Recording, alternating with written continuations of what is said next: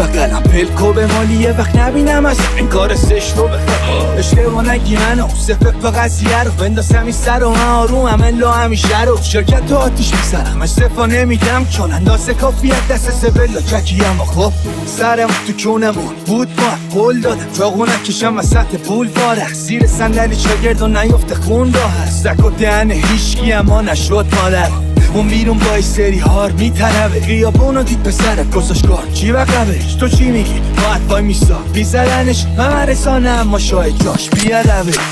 قضیه رو دیگه داشته رو فایده کیش بدی میشی مات ساخه مایله داستان ما رو داشته پیشایده دنبال اینی واسه خاک ما رو را بده بریم توی دلش سیسا ولی فرش به پر نکن جلو ما اون کنو بده برشه کم و بیش ما رو میداری و شده داستان پیر زن خون خالی هیشکنی بابا نه جلو تصویر رو خوب بگیر اون دونه های تصویر تو دمانه تا به فقوای تصمیم به ولا که جدی هم اینا دیگه لفظی وقتی شهر را نیستی که اما من هستم اینو پلیس میگه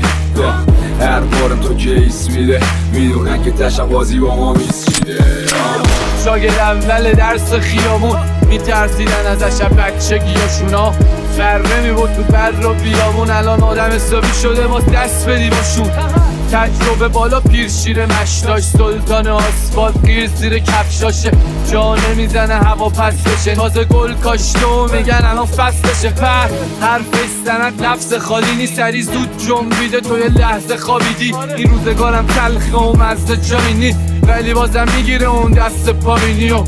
هرچند داره درس پس میده اون کشورم نیست ولی پرچم داره